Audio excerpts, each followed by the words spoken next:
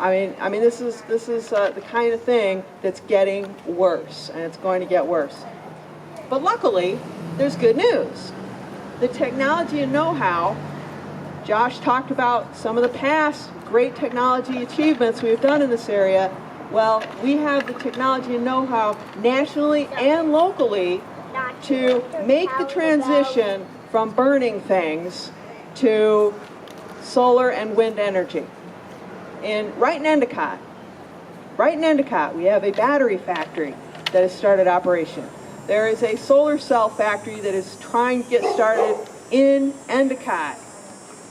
So right here we have Binghamton University. I think you all know this. We have the Nobel Prize winning inventor of the lithium-ion battery at Binghamton University, Dr. Stan Whittingham. And he has netted lots of funds for further battery research right here at Binghamton University and also at a complex in Endicott. So this is something we can toot our own horn about and really keep going.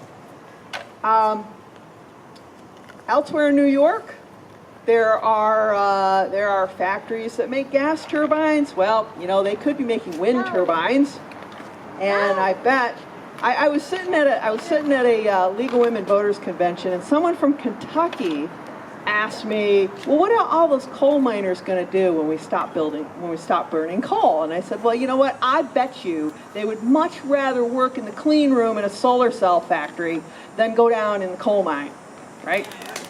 Black lung disease. Or better yet, installing wind and solar. These things are inherently local jobs. The solar industry is creating jobs. They're one of the top job creators in the country, and most of those jobs are installing jobs. Those are inherently local jobs. You cannot outsource that to overseas. Right. Installers are local. We need good tradesmen to do those kinds of jobs. So this is all very local stuff.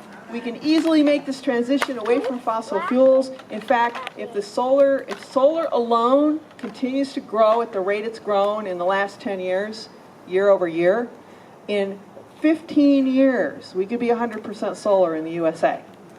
Wow. So those people that are sitting there going, well, it's a good idea, but we can't do it fast enough. Not true. It's probably the fastest thing we can do. And then if you throw wind into the mix, okay, maybe we can do it in 10 years or less. So everything's in place to do it. And what I want to do here in the town of Union is make darn sure that we locally get in on this amazing economic boon. So please help me do that. Thank you. Thank you very much.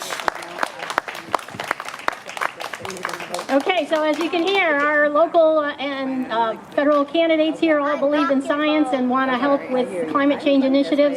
We have one more candidate. Matt White is running for Broome County Legislative District 7. He's just going to say a couple words.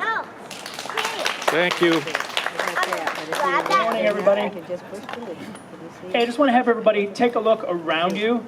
See how many trees you can see from right here where we are.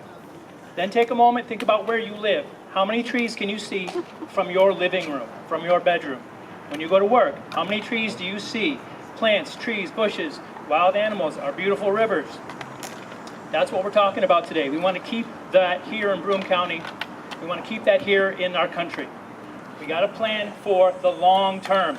It's not about what's here today. We have to think about what it's going to be 50 years from now, what it's going to be 100 years from now. Someday when he's able to vocalize a little more than that, he's going to have to deal with these issues. He's rooting for you. Right. And that's one vote. I'll take it.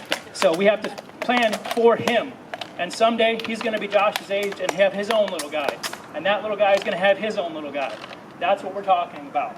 So when you get to the polls in November 5th, think about who's planning for the big picture. Who sees the long term?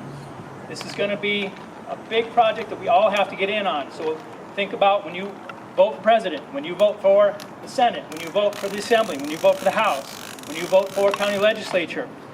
Think about who's planning for tomorrow. Thank you. Thank you. Thank you, Matt. Thank you to all our speakers, and now let the kids have fun. There's a lot of games for kids to play and a lot of information for the adults to absorb.